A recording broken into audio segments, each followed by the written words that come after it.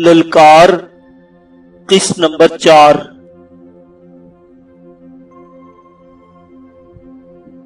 आरसा खूबसूरत थी, लेकिन इसकी खूबसूरती सूरज की तरह थी, चमकीली, भड़कीली और कभी कभी जलाती हुई।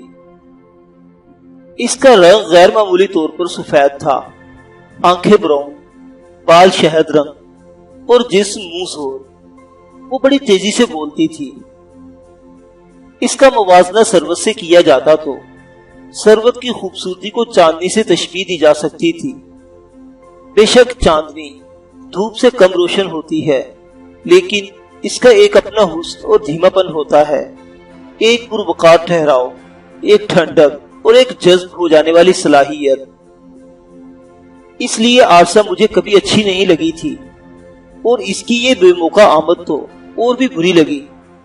वो पूरे घर में दंदनाने लगी, बिला वजह मेरे कमरे में भी आ जाती थी। खास तौर पर वो आजकल वालिदा के इर्द गिर्द बहुत घूम रही थी। एक दिन मैं दफ्तर से लौटा तो मेरा पूरा कमरा बड़ी अच्छी तरह संभाला हुआ था।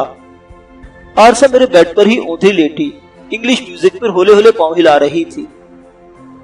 इसने ट्राउजर पहन रखा था। मेरी चौक पर इसने पलटकर देखा। ये क्या है आरसा? मैंने नागवारी का इजहार किया। ये तुम्हारा कमरा है डियर, और ये मैं हूं। वो बिस्तर पर नींद दराज होकर बोली। मुझे ये सब अच्छा नहीं लगता आरसा, मैंने इसे घूरते हुए कहा। तुम्हारा मतलब मेरे लिबास से है? मेरा मतलब तुम्हारी हर चीज से है। इसके चेहरे पर रंग सा लहराया, फिर वो ढीठ बनकर मुस्कुराई। पता नहीं इस फिक्रे से तुम्हारा क्या मतलब है। मैं सटपटाया हुआ बाथरूम में घुस गया। यूं ही मुंह पर पानी के छींटे मारकर बाहर निकला तो वो जा चुकी थी। अम्मी कमरे में दाखिल हुई। ये तू क्या बोल रहा था आरसा से?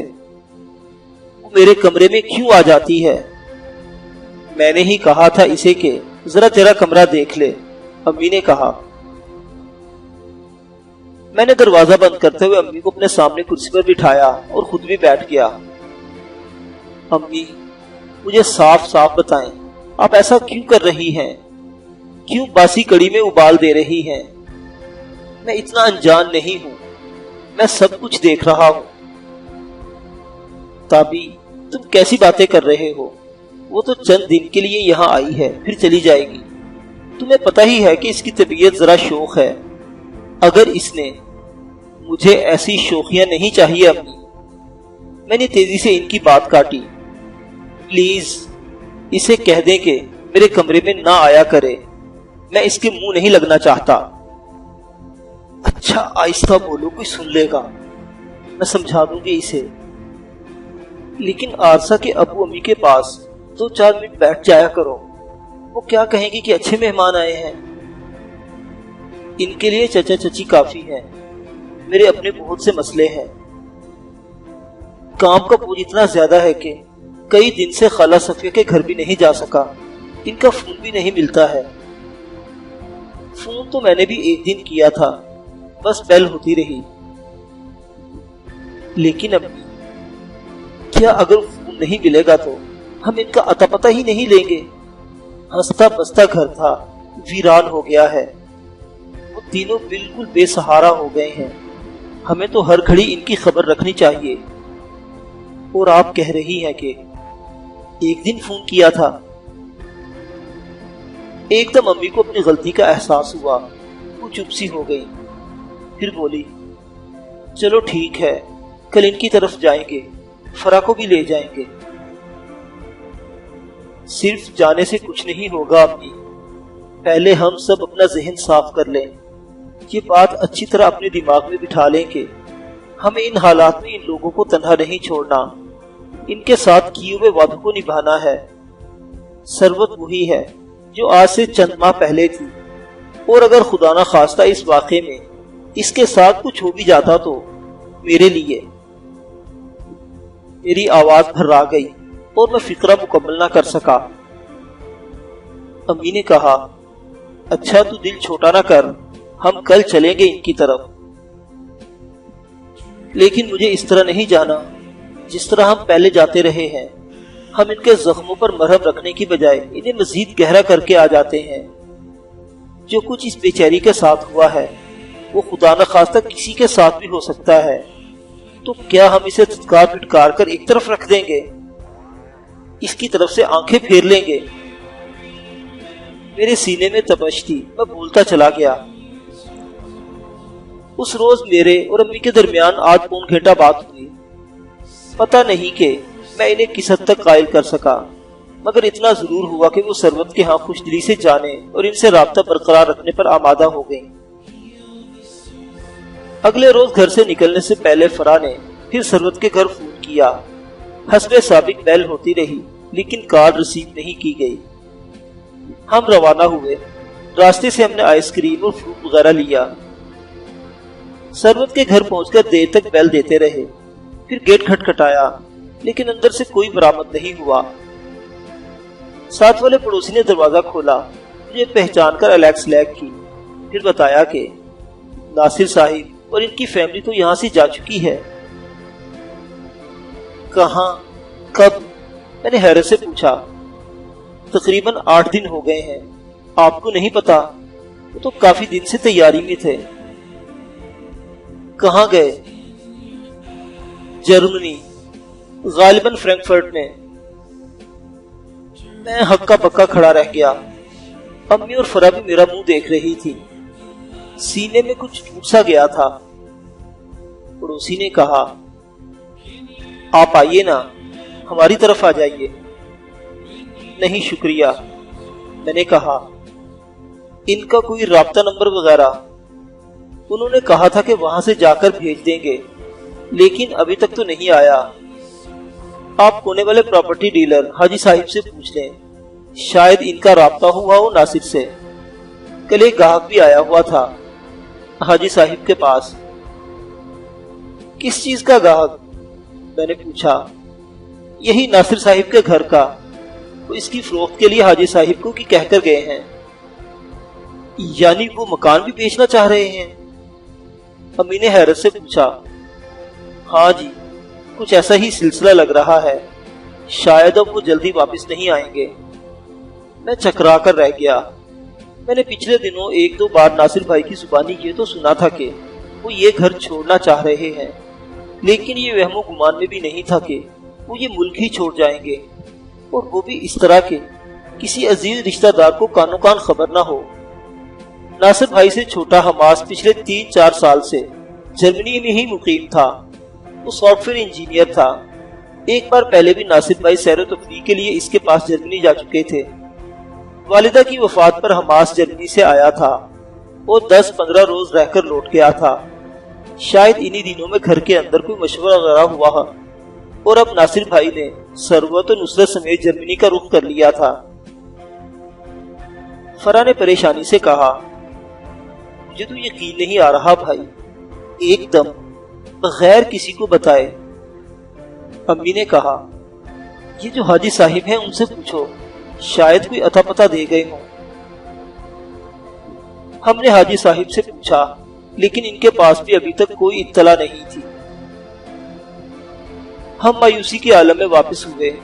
گھر کے گیٹ کے سامنے سے گزرتے ہوئے اچانک میری نظر گیٹ کے نچلے حصے کی درز میں گئی۔ اندر کی طرف ایک براؤن لفافہ سا پڑا تھا۔ میں نے گاڑی کو بریک لگایا۔ گیٹ پر جا کر میں نے ہاتھ نیچے سے اندر گھسایا اور لفافہ نکال لیا۔ گاڑی میں آ کر میں نے دیکھا یہ کوئی عدالتی نوٹس تھا۔ ایڈریس میں مرحوم خالو عثمان کا نام لکھا ہوا تھا۔ امی سے مشورے کے بعد میں نے لفافہ کھولا۔ یہ ایک سمن تھا۔ تحریر سے پتہ چلتا تھا کہ اس سے پہلے بھی 2 نوٹس بھجوائے جا چکے ہیں جن کی تعمیل نہیں ہوئی ہے۔ سمن میں کسی ایسے پلاٹ کا ذکر ملتا تھا جو خالو عثمان نے دکان کی تعمیر کے لیے حاصل کیا تھا، لیکن بعد ازاں قانون شکنی کرتے ہوئے اسے فروخت کر دیا تھا۔ اب یہ معاملہ عدالت کے روبرو تھا۔ پتہ نہیں یہ کس پلاٹ کا ذکر ہے، میں نے الجھے ہوئے لہجے میں کہا۔ امی نے تفصیل پوچھی، میں نے انہیں بتائی۔ امی کو بھی کچھ معلوم نہیں تھا، پھر جیسے انہیں کچھ یاد آ گیا کہنے لگی، میرا خیال ہے کہ یہ وہ केमिकल मार्केट वाला प्लाट होगा। कौन सी मार्केट? दरअसल ये झगड़ा कोई 8-10 साल पहले शुरू हुआ था। केमिकल बेचने वाली दुकानें शहर में जगह जगह बिखरी हुई थी।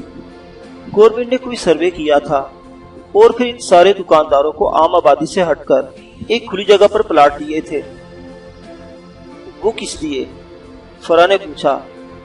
ताकि ये खतरनाक काम आम आबादियों के अंदर ना हो, बल्कि किसी खुली जगह पर किया जाए। इस काम में आग वगैरह लगने का खतरा रहता है ना। अम्मी जान ने वजाहत की। इसके बाद क्या हुआ? मैंने पूछा।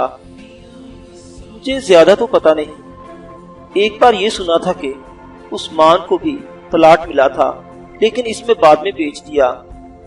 शायद ये कोई वही चक्कर है। एकदम मेरे जहन में आया कि इस किस्म की बात मैंने भी सुनी थी। वहीं पर खड़े रहना मुनासिब नहीं था। मैंने गाड़ी आगे बढ़ा दी। जब हम सड़क का मोड़ मुड़ रहे थे तो मैंने सेठ सिराज की स्याह चमकीली गाड़ी देखी। वो अपने घर की तरफ मुड़ रहा था। इसके साथ पिछली हिस्से पर इसी के तरह का एक हट्टा कट्टा शख्स बैठा था। दोनों किसी बात पर खुलकर हंस रहे थे। सेठ ने मुझे नहीं देखा, लेकिन मैंने इसे देख लिया। सीने में एक बार फिर वही आतिशी लहर दौड़ी जो मेरे सरापा को बदल कर रख देती थी। घर आकर मैं देर तक इस दर्दनाक सूरत हाल के बारे में सोचता रहा। नासिर भाई जिस तरह पाकिस्तान छोड़ गए थे वो बेहद तकलीफ दे था। जो लगता था कि अब वो किसी से राब्ता रखना ही नहीं चाहते हैं। उन्होंने मेरे कानों में भी अपनी हिजरत की भिनक तक पड़ने नहीं दी थी। शायद वो यहाँ से अपना हर नाता तोड़ने के ख्वाहां थे। क्या इन्हें ऐसा करना चाहिए था? मैंने बज़ुबान खामोशी खुद से कहा। इस सवाल का जवाब देना मुश्किल था। नासिर भाई को कुली तौर पर गलती करार नहीं दिया जा सकता था। यहाँ जिस तरह जंग हसाई हुई थी और मीडिया ने जिस तरह इस वाक़े को उछाला था और इसके बाद कानूनी कार्रवाई में जिस तरह की दिलशिकनी हो रही थी, नासिर भाई की जगह कोई भी होता तो टूट फूट कर रह जाता। तो क्या अब मैं कभी भी सरवत को नहीं अपना सकूंगा? इसे नहीं देख सकूंगा? ये सवाल तीर की तरह मेरे सीने में लगा और मैं निढाल होकर गिर गया। मैं बेदम से बिस्तर पर लेट गया। उस वक्त मेरी नजर इस ब्राउन लिफाफे पर पड़ी जो मैं नासिर भाई के घर से लेकर आया था।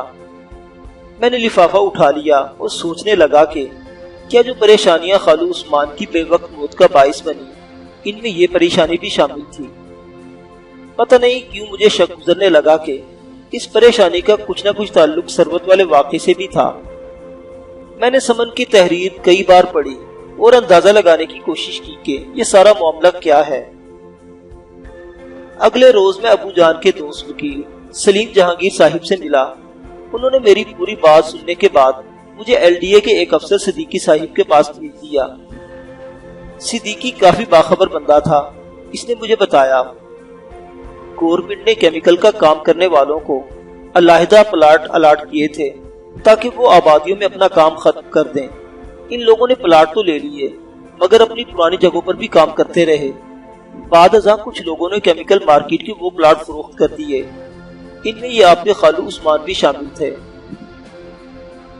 तो क्या इन पर कोई केस वगैरह बन गया था? मैंने पूछा। हाँ, कई अफराद पर केस बने। आपके खालू और 2 दीगर दुकानदारों ने एक मुश्तरका वकील के जरिए अपना दिफा किया। ये मामला दब गया और फिर सद खाने में चला गया। कुछ दिन पहले एक सहाफी साहिब ने इस मामले को फिर ताज़ा कर दिया। आपके खालू और इनके दोनों साथियों के खिलाफ इंक्वायरी फिर शुरू हो गई। मेरे ख्याल में ये काम किसी बदनीयती और दुश्मनी की वजह से किया है। आपका मतलब है कि वो सहाफी किसी के कहने पर हरकत में आया था? मेरे ख्याल में तो ऐसा ही है। आप कल तशरीफ लाए तो मैं इस बारे में आपको मजीद तफसील बता सकूं। अगले रोज मैं सिद्दीकी से मिलने इसके दफ्तर पहुंचा। इसने हस्बे वादा इस मामले की पूरी तफसील इकट्ठी कर ली थी। मेरे बदतरीन खदशे हकीकत में बदल गए। इस सारे काम के पीछे एमएनए गुराया का एक पीए का हाथ था। शक व शुबे की कोई गुंजाइश ही नहीं थी। एमएनए गुराया का ताल्लुक सेठ सिराज से साबित था और सेठ सिराज जिस किस्म का शख्स था मैं पहले ही देख चुका था। जीशान होटल में इसने मुझे जो जबरदस्ती लंच कराया था, मुझे एक अभी तक याद था। इसकी आंखों में चमकने वाली 2 चिंगारियां भी मुझे पूरी नहीं थी। وہ مجھ سے بڑے ٹھنڈے اور دوستانہ لہجے میں بات کرتا رہا تھا، لیکن یہ چنگاریاں اس لب و لہجے سے بالکل جدا تھیں۔ یہ چنگاریاں اپنے پیچھے ایک الاؤ کا پتہ دیتی تھیں۔ مجھے پہلے ہی اندازہ تھا کہ نرم ڈپلومیسی میں ناکام ہونے کے بعد یہ لوگ خالو عثمان پر کسی ذریعے سے دباؤ ڈالنے کی کوشش کریں گے۔ آج اس دباؤ کا پتہ چلا تھا، اور یقیناً یہی دباؤ تھا جس نے آنن فانن خالو عثمان کی زندگی چھینی تھی۔ نہ صرف ان کی زندگی بلکہ خالہ صفیہ کی بھی، اور یہی نہیں بلکہ ایک ہنستے بستے گھر کو بھی تالا لگا دیا تھا۔ اس گھر میں رہنے والے ان گنت چہرے پریشانیوں کے ریلے میں بہہ کر تتر بتر ہو گئے تھے۔ مجھے یوں لگ رہا تھا کہ اس پلاٹ والی اچانک پریشانی کے بارے میں خالو عثمان نے گھر والوں کو بھی کچھ نہیں بتایا تھا۔ شاید وہ ان کی پریشانیوں میں اضافہ کرنا نہیں چاہتے تھے۔ انہوں نے خود ہی سارا بوجھ اپنی جان پر لیا تھا اور اپنی حرکتیں قلب بند کر لی تھی۔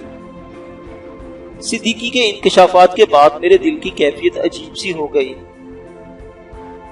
مجھے اپنے آپ سے اور اپنی ناتوانیوں سے نفرت سی ہونے لگی۔ میں کیوں کچھ نہیں کر سکتا؟ جن لوگوں نے زیادتی کی ہے وہ میرے سامنے ہیں، لیکن ان کے گریبانوں تک پہنچنے سے پہلے ہی میرے ہاتھ کانپ کر نیچے کیوں گر جاتے ہیں؟ یہ بہت سنگین موقع تو ضرور تھا، لیکن پہلا نہیں تھا۔ اس سے پہلے بھی بہت دفعہ ایسا ہوا تھا۔ مجھ سے ناانصافی ہوئی تھی، لیکن میں قرار واقعی مزاحمت نہیں کر سکا تھا۔ مجھے بچپن کی وہ چھوٹی چھوٹی لڑائیاں بھی یاد تھیں، جن کا نتیجہ اکثر میری شرمندگی اور پسپائی کی صورت ہی میں نکلا کرتا تھا۔ محلے کا ایک یونس نامی لڑکا اور اس کی ٹولی ابھی تک مجھے بھولی نہیں تھی۔ یہ لوگ گاہے بگاہے مجھ سے لڑائی بول لیتے تھے اور میری زندگی اجیرن کیے رہتے تھے۔ پھر اسکول کے زمانے کے وہ چھوٹے بڑے واقعات جو عموماً مجھے اپنی فطری کمزوری کی وجہ سے ہی ندامت اور ہزیمت کا سامنا کرنا پڑتا تھا۔ کالج کے دور میں بھی مجھے اپنے وہ شریر پڑوسی یاد تھے جو کرایہ دار کے طور پر آئے تھے، اور انہوں نے مجھے 2-2.5 سال تک ہمارا اور خاص طور پر میرا جینا حرام کیے رکھا تھا۔ بے شک لڑائی دنگا قابل تعریف بات نہیں، لیکن ایک عام شخص کی زندگی میں کئی موقع ایسے آتے ہیں جب اس کی ساری ذہانت، سوجھ بوجھ اور فراست ایک طرف دھری رہ جاتی ہے۔ اس وقت اسے کسی تنخو کے ہاتھوں بے عزت ہونا پڑتا ہے، یا پھر نگاہیں جھکا کر اور عرق ندامت میں ڈوب کر پسپا ہونا پڑتا ہے۔ میں نے اس سے پہلے جو مارشل آرٹ اور کراٹے کلب وغیرہ کا ذکر کیا تھا، اس کے پیچھے بھی میری یہی ناتوانیاں، محرومیاں اور ہزیمتیں وغیرہ عمل میں کرتی تھیں۔ میں سمجھتا تھا کہ میں جسمانی طور پر مضبوط ہو جاؤں گا تو میرے لیے نزاعی معاملات سے نمٹنا آسان ہو جائے گا، اور موقع پڑنے پر کسی کے پنجہ ستم کو بھی مروڑ سکوں گا۔ لیکن اب دھیرے دھیرے یہ بات میری سمجھ میں آئی تھی کہ مارشل آرٹ وغیرہ کے سرگرمیاں کسی لڑاکے کو تو مزید لڑاکا بنا سکتی ہیں، لیکن کوئی ایسا شخص جس کی فطرت میں مار دھاڑ اور مارا ماری ہی نہیں ہے، مارشل آرٹ کی اعلیٰ سندیں حاصل کر کے بھی ٹکراؤ اور مارکٹائی کی صورتحال سے عہدہ برا نہیں ہو سکتا۔ تازہ ترین مثال میرے سامنے تھی۔ موجودہ انکشافات کے بعد میرا دل چاہتا تھا کہ میں دندناتا ہوا سیٹ سراج کے پلازا پر پہنچ جاؤں، کچھ اور بھی نہیں کروں تو کم از کم اسے گریبان سے ضرور پکڑوں، اسے جھنجھوڑوں اور پوچھوں کہ اس نے ظلم کے اوپر ظلم کیوں کیا۔ بیٹی کے اغوا کے زخم نہیں بھرے تھے کہ اس نے باپ کو بھی موت کی سزا سنا دی، لیکن یہ کرنے کے لیے اور اس کے بعد دوسرے اقدام کرنے کے لیے جس ہمت اور سختی کی ضرورت تھی وہ میرے اندر نہیں تھی، کہیں نہیں تھی۔ میں سوچتا تھا اور اپنے ہی پسینے میں ڈوبنے لگتا تھا۔ اگلے روز میرے اندر تیش نے شدید ابال کی صورت اختیار کی اور میں سیٹ سے بات کرنے اس کے پلازے پر پہنچ گیا۔ میں اس سے لڑنا نہیں چاہتا تھا، نہ ہی کسی طرح کی مار کٹائی کا ارادہ تھا، لیکن میں اس سے اتنا ضرور پوچھنا چاہتا تھا کہ اس نے خالو عثمان کے زخموں کا مداوع کرنے کے بجائے ان کی جان کیوں لے لی۔ اس بات میں اب شبے کی کوئی گنجائش ہی نہیں تھی کہ پلاٹ والا معاملہ صرف سیٹ سراج کی وجہ سے ری اوپن ہوا ہے۔ بے شک اس پلاٹ والے معاملے میں چند سال پہلے خالو عثمان سے غلطی ہوئی تھی، اور ایسی غلطی بہت سے دوسرے لوگوں سے بھی ہوئی تھی۔ اس قسم کی غلطیاں تقریباً ہر شخص کی زندگی میں موجود ہوتی ہیں، لیکن جو سزا خالو عثمان کو ملی تھی وہ اس کے ہرگز حقدار نہیں تھے۔ میں نے اپنی گاڑی سیٹ سراج پلازا سے کچھ فاصلے پر کھڑی کر دی اور سوچنے لگا کہ میں اس سے کس طرح بات کروں اور بات کو کہاں تک محدود رکھوں کہ ہاتھا پائی کی نوبت نہ پہنچ جائے۔ بے شک میں لڑنے کے لیے نہیں جا رہا تھا، لیکن ایسے معاملات میں تلخ کلامی اور ہاتھا پائی کے درمیان بس ایک موہوم سی لکیر ہی ہوتی ہے۔ سیٹ کے لیے میرے اندر جو تیش تھا وہ میری جسمانی برداشت سے بہت بڑھ کر تھا۔ میں گاڑی کے اندر ہی اپنا لاہے عمل مرتب کرتا رہا۔ جو میں سوچتا گیا میرے تیش پر میرا اندرونی خوف غالب آتا گیا۔ بات بہت بڑھ گئی تو کیا ہوگا، تھانے کچہری تک چلی گئی تو کیا ہوگا، کیا میں سیٹ کے روبرو ٹھیک سے بات کر پاؤں گا، کیا میرے اعصاب جواب تو نہیں دینے لگیں گے۔ میں جو سوچتا گیا میری پیشانی پسینے سے تر ہوتی گئی، سینے میں دل جیسے پسلیاں توڑ کر باہر آ جانا چاہتا تھا۔ مجھے محسوس ہوا کہ ٹانگوں میں لرزش نمودار ہو چکی ہے، اور اگر میں چل کر سیٹ کی دکان کی طرف گیا تو لڑکھڑاتا ہوا جاؤں گا۔ یہ عجیب کیفیت تھی اور یہ ہمیشہ سے میرے ساتھ تھی۔ کیا بات ہے یار، کیا یہیں پر رات گزارنے کا ارادہ ہے؟ کھڑکی میں سے آواز آئی اور میں چونک گیا۔ ایک درمیانی عمر کا شخص غصے اور طنز کی ملی جلی کیفیت سے گاڑی کی کھڑکی میں جھکا ہوا تھا اور میری طرف دیکھ رہا تھا۔ اس نے پھر کہا، بھائی جی کہاں پہنچے ہوئے ہو، گاڑی آگے کرو۔ تب مجھے احساس ہوا کہ عقب میں ہارن سنائی دے رہے ہیں۔ میں نے مڑ کر دیکھا، میری گاڑی ذرا ترچھی کھڑی تھی اور عقب میں 2-3 گاڑیاں راستہ ملنے کا انتظار کر رہی تھی۔ سوری جی، میں نے پسینہ پوچھتے ہوئے کہا اور گاڑی آگے کر لی۔ جب میرے اعصاب جواب دینے لگتے ہیں تو مجھے خود پتہ نہیں چل جاتا، اور میرے اعصاب جواب دے رہے تھے۔ چند ہی لمحوں میں مجھے یقین ہو گیا کہ اپنی تمام تر اندرونی تیش کے باوجود میں سیٹ کا سامنا نہیں کر سکوں گا۔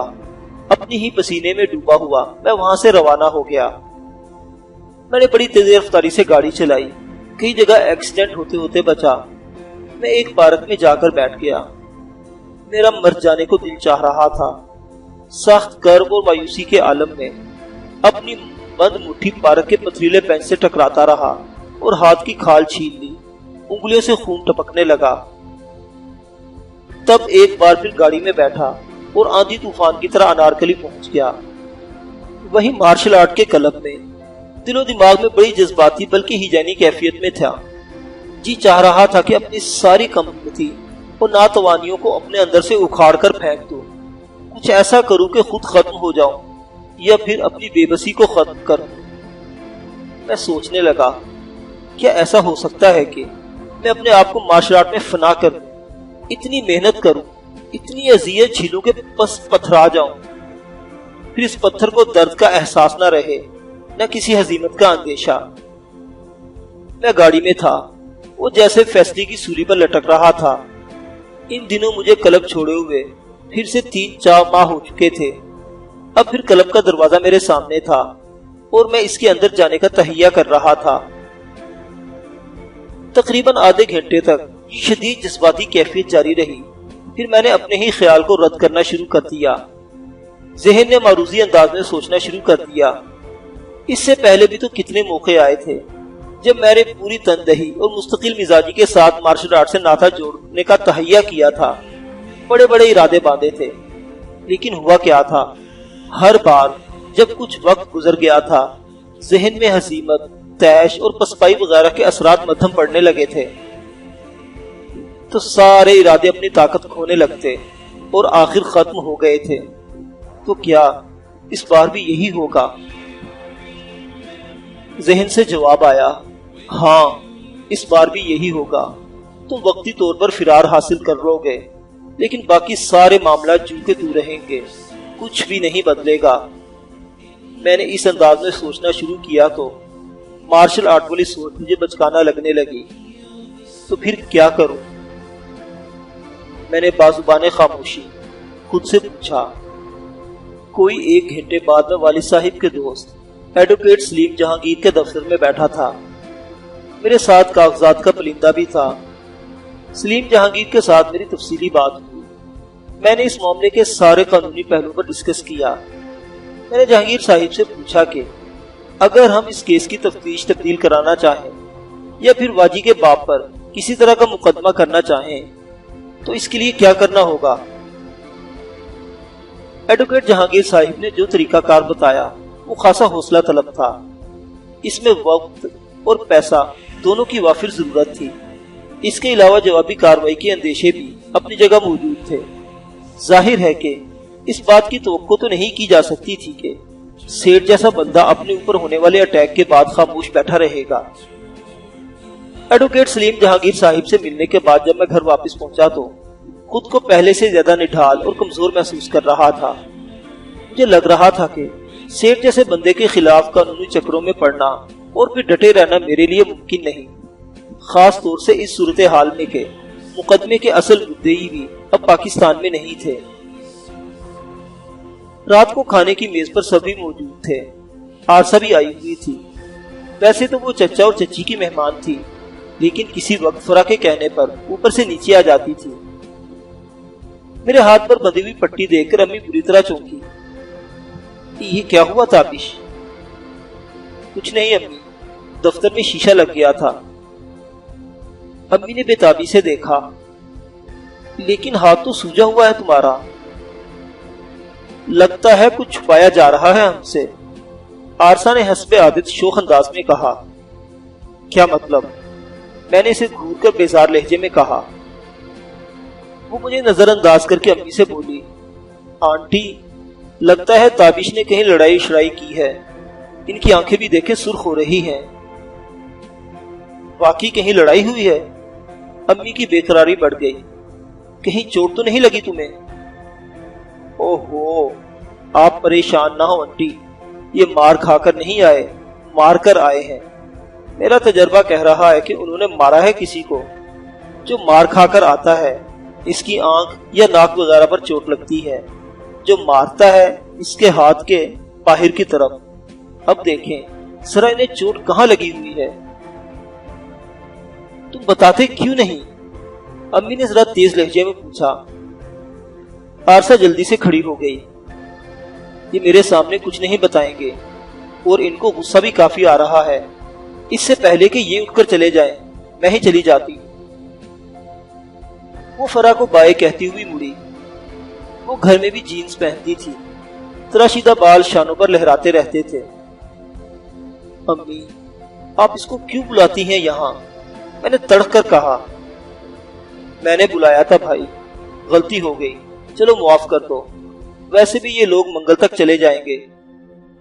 فرا نے ایسی مسکینی سے کہا کہ میرا پارا کافی حد تک نیچے آ گیا۔ امی کی سوالیہ نظریں بدستور مجھ پر لگی ہوئی تھی۔ میں نے انہیں اپنی چوٹ کے بارے میں مطمئن کرنے کی کوشش کی اور کافی حد تک کامیاب رہا۔ یہ گہری مایوسی اور کرب کی گھڑیاں تھیں۔ میں رات کو دیر تک جاگتا رہا، گھر کی چھت، راہداری اور بالکونیوں میں پھرتا رہا۔ سیٹھ کا تنومند چہرہ بار بار نگاہوں کے سامنے آتا۔ اس کا تیل میں چپڑا ہوا سر، چھوٹی چھوٹی اجڑ آنکھیں اور آنکھوں میں دبی ہوئی دو چنگاریاں۔ اگلے روز میں اس امید پر ناصر بھائی کے سابقہ مکان پر گیا کہ شاید پراپرٹی ڈیلر حاجی صاحب کے پاس ناصر بھائی کی کوئی خبر ہو۔ سربت کی دہلیز کے سامنے سے گزرا تو ایک عجیب سی اداسی نے مجھے گھیر لیا۔ خالی مکانوں سے باہر سے دیکھ کر ہی اندازہ ہو جاتا ہے کہ یہاں کوئی مکین نہیں ہے اور در و دیوار ویرانیوں کے جالے ہیں۔ چھت اور بالکونیوں کی ویرانی دیکھ کر میرا دل ہولنے لگا۔ کبھی کوئی یہاں موجود تھا، مجھے دیکھ کر مسکراتا تھا، چلمنوں کے پیچھے سے چھپتا تھا اور پھر ظاہر ہوتا تھا۔ اس کی چوڑیوں کی چھن چھن، اس کی ہنسی، اس کی سرگوشیاں، سب کچھ ان در و بام میں جذب تھا۔ مجھے لگا کہ یہ مکان بھی اپنے اچانک ٹوٹ جانے والے مکینوں کی طرح میری بے پناہ شدت سے یاد کر رہا ہے۔ میں حاجی صاحب کے پاس پہنچا۔ ان کے پاس چند لوگ بیٹھے تھے۔ وہ چلے گئے تو میں نے حاجی صاحب سے پوچھا، ناصر بھائی کی کوئی خیر خبر آئی ہے؟ پرسوں ناصر کا فون آیا تھا۔ حاجی صاحب نے اپنے اینک صاف کرتے ہوئے کہا، बता रहा था कि वो फ्रैंकफर्ट के पास किसी कस्बे में है। इसका भाई भी आजकल वहीं किसी फर्म में काम कर रहा है। अपने घर के बारे में पूछ रहा था। मैंने बताया कि 1-2 ग्राहक तो लगे हैं, लेकिन अभी पूरे पैसे नहीं लगा रहे। और क्या कह रहे थे? बस कह रहा था कि पैसों की जरूरत है। वहां पे छोटा सा फ्लैट खरीदा है इसने, इसके पैसे देने हैं। इसके अलावा शायद अपनी बहन की शादी वगैरह भी कर रहा है। शादी? मेरे सर पर जैसे हजारों वजनी बम फट गया। हाँ, वहां कोई पाकिस्तानी फैमिली है। बता रहा था बड़े अच्छे लोग हैं, कराची के रहने वाले हैं। वो अपनी रवानी में बोलते चले गए। मैंने खुद को बमुश्किल संभाला और डूबती हुई आवाज में पूछा, इनकी 2 बहनें हैं ना? किसकी बात कर रहे थे? अभी तो बड़ी की बात कर रहे थे, लेकिन बता रहे थे कि बड़े मोहब्बत करने वाले लोग हैं। हो सकता है कि दूसरा रिश्ता भी इनकी तरफ ही हो जाए। बड़े खुश थे। हाजी साहिब ने कहा, फिर तवील सांस लेकर बोले, चलो अल्लाह ने करम किया है इन पर। यहाँ तो इनके साथ जो कुछ हुआ है वो सबके सामने ही है। नेक मासूम बच्ची की खबरें अखबारों में छप गईं। मुसीबतों ने घर का रास्ता देख लिया। 2-4 महीनों में घराना उजड़ कर रह गया। अल्लाह पाक हर एक को ऐसी आफतों से बचाए। हाजी साहिब बोल रहे थे और इनकी आवाज मेरे कानों तक जैसे कहीं बहुत दूर से पहुंच रही थी। वो कह रहे थे, कभी कभी तो लगता है कि ये मुल्क अब भले मानसों के रहने के काबिल ही नहीं रहा। किसी की पगड़ी महफूज नहीं। अल्लाह मुआफ करे। जिस किसी का अस्पताल या थाने कचहरियों से वास्ता पड़ता है, इसे दिन में तारे नजर आने लगते हैं। वो बोल रहे थे और गुर्बो जवार मेरी निगाहों में घूम रहे थे। मुझे कुछ पता नहीं चला कि मैं कब अपनी जगह से उठा और कब गाड़ी में बैठकर घर की तरफ रवाना हो गया।